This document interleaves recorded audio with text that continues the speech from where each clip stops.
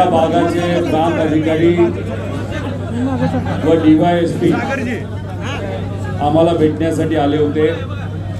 Additional SP आणि प्रांत साहेब DYSP सुद्धा, तहसीलदार सुद्धा, सर्व लोक या ठिकाणी आले होते. त्यांना आपल्या मागण्यांबद्दल तसं आधीपासूनच माहीत होतं, तरीसुद्धा त्यांनी इथं विनंती केली की आपल्या ऑफिशियली मागण्या काय आहेत हे आम्हाला तुम्ही सांगा. जसं मगाशी तुम्हा सर्वांना सांगितलं, मी GRच वाचून दाखवला होता. त्या GRवर काही गोष्टी आम्ही हायलाईट केल्या होत्या, मार्क केल्या होत्या. या अटी आम्हाला नको आहेत आणि तसाचा तसा GR त्याच्यावर आम्ही जे काही मार्किंग केलं होतं, नाही तर त्याच्या खाली जी लाईन मारली होती तसं आम्ही प्रांत साहेबांना आणि ॲडिशनल SP साहेबांना दिलेलं आहे. आणि विनंती एवढीच केलेली आहे की या 3 अटी तुम्ही या GRमधून काढाव्यात. मंत्री महोदयांना त्या ठिकाणी तुम्ही विनंती करावी, सांगावं. फोनवर कलेक्टर साहेब होते, सकाळीसुद्धा IG साहेबांशी माझं बोलणं झालं होतं, कलेक्टर साहेबांशी बोलणं झालं होतं, SP साहेबांशी बोलणं झालं होतं. सगळ्यांची इच्छा आहे लवकरात लवकर हे आंदोलन तिथं संपवावं. इथं आलेल्या अधिकारीशी बोलल्यानंतर ते आपल्या मागण्यांबद्दल सकारात्मक आहेत.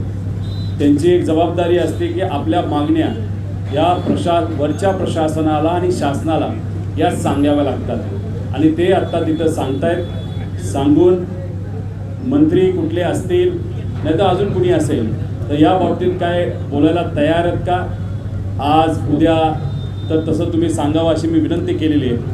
आणि त्याला हेही सांगितलेलं आहे की उद्यापासून माझी तब्येत थोडीशी नरम व्हायला सुरुवात होईल.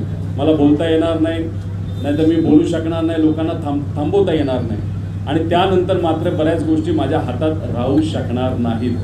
त्याच्याचबरोबर उद्यापासून शेतकरी नेते महाराष्ट्रातले, देशातले इथं आपल्या या आंदोलनाला पाठिंबा देण्यासाठी व शेतकऱ्यांबरोबर उभं राहण्यासाठी येणार आहेत. काही विरोधातले नेते उद्धव ठाकरे साहेबांच्या पक्षातले असतील, आमच्या पक्षातले असतील, काँग्रेसचे असतील, हे सुद्धा उद्या परवापासून आपल्याला पाठिंबा देण्यासाठी इथं येणार आहेत. सत्तेतले काही लोक येऊ शकतील असं मला वाटतं, त्यांना खरंच शेतकऱ्यांबद्दल करवळा असेल तर. त्यामुळे उद्या परवानंतर इथं मोठे मोठे लोक तुम्हाला सपोर्ट करण्यासाठी येतील आणि मग ते आल्यानंतर आणि जर समजा आमच्यातल्या एका तरी व्यक्तीची तब्येतीला जर काही अडचण आली तर मग लोक आमच्या ताब्यात राहणार नाही, आमचं ऐकणार नाही. त्यामुळे शांततेत हे आंदोलन होत असताना कृपा करून आमच्या मागण्या ज्या रास्त आहेत, ज्या प्रामाणिक आहेत आणि त्या मागण्या मान्य झाल्यानंतर 38 ते 40 लाख शेतकऱ्यांना न्याय मिळू शकतं, तेवढं मात्र सरकारपर्यंत तुम्ही पोहोचावं असं त्या ठिकाणी आम्ही सांगितलेलं आहे. बरेच कार्यकर्ते पदाधिकारी इथं आलेले आहेत, त्यांना मला एवढंच सांगायचं आहे, त्यांचं मत होतं की उद्यापासूनच आम्ही रस्ता अडवायला सुरुवात करू का, आम्ही हे करायला सुरुवात करू का. असं नसतं, आपल्याला 1-2 दिवस थांबावं लागतं. आम्ही इथं आहोत, इथं या पवित्र भूमीमध्ये शांतता राखणं ही आपल्या सगळ्यांची जबाबदारी. पण कुठल्या तालुक्यात कुठल्या जिल्ह्यात काय होतं याच्यावर मात्र त्या ठिकाणी आपल्याला कंट्रोल करता येणार नाही. त्यामुळे शेतकऱ्याची लढाई शेतकऱ्याला सुद्धा त्याचं लढावी लागेल आणि आज ती वेळ आणि आज नाही तर कधीच नाही एवढंच या ठिकाणी सांगतो. त्यामुळे आता कलेक्टरच्या माध्यमातून हे सर्व प्रशासकीय अधिकारी वरती मंत्री महोदयांशी बोलतील. मंत्री महोदय आज बोलतात का उद्या बोलतात का बोलतच नाहीत हे आपल्याला बघावं लागेल. पण मला हा विश्वास आहे की आता चर्चा शेतकऱ्यात सुरू झालेली आहे, लोकांपर्यंत हा विषय गेलेला आहे, लोकांना हे कळलेलं आहे की कॅबिनेटमध्ये अशी एक नोट आणली होती ज्याच्यामध्ये अटी टाकल्यामुळे आपल्याला कमी आर्थिक भार पडू शकतो. त्यामुळे या अटी या मुद्दामून टाकल्या गेल्या आहेत, हे आता लोकांपर्यंत जायला लागलेलं आहे. त्याच्या आधीच सरकारने जर सकारात्मक निर्णय घेतला तर शेतकऱ्यांना घेऊन आम्ही सर्वजण मुख्यमंत्री साहेब आणि दोन्ही उपमुख्यमंत्री व पणन मंत्री, कृषी मंत्री या सर्वांनाच भेटून त्यांचा सत्कार त्या ठिकाणी आम्ही उद्या नाही तर परवा करू शकतो. त्यामुळे विनंती आहे, आम्ही राजकीय भूमिका कुठेही घेत नाही, शेतकऱ्यांच्या वतीने लढत आहोत, तर कृपा करून आमच्या शेतकऱ्यांच्या मागण्या या मान्य करावेत एवढीच विनंती इथं करतो. रामकृष्ण. त्याच 3 अटी ज्याच्यामध्ये 2019 जी कर्जमाफी झाली होती महात्मा फुलेंच्या नावाली, त्या योजनेला तुम्ही जे आत्ताची योजना पुण्यश्लोक अहिल्यादेवी होळकरांच्या नावाली जी आणलेली आहे त्या दोघांना जे लिंक केलेलं आहे ते लिंक तुम्ही करू नका.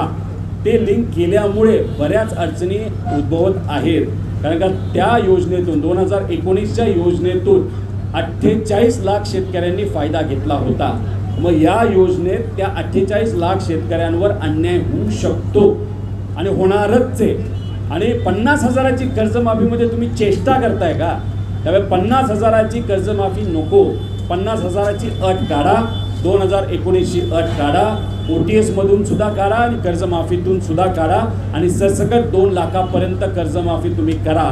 आणि शेतकऱ्यांनी पैसे देण्यासाठी बँकेत भरण्यासाठी वाट न बघता डायरेक्ट 2 लाख शेतकऱ्याच्या अकाउंटला तुम्ही द्या आणि राहिलेली रक्कम शेतकऱ्याला जेव्हा वेळ असेल, पैसे असतील तेव्हा ते भरतील, अशी आमची दुसरी मागणी होती. तिसरी, जे रेग्युलर शेतकरी आहेत 25, 26, 27, 27 तर अजून सुरू झाले पण संपलेलं नाही. या अटी टाकायचं कारण काय? तर या 2 वर्षाच्या अटी तुम्ही काढा.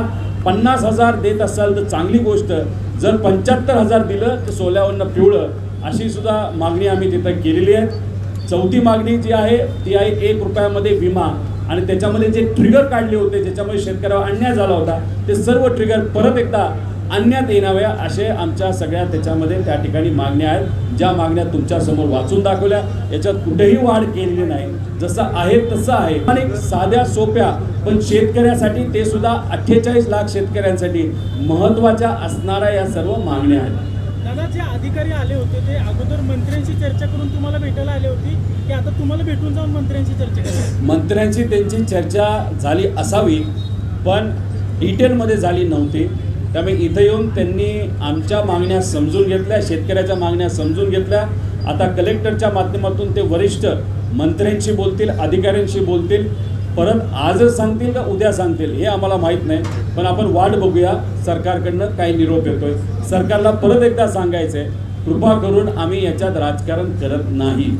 आम्हाला तिथं अधिकाऱ्यांनी विचारलं की कुठल्या मंत्र्यांशी आपण संवाद साधायला तयार आहोत.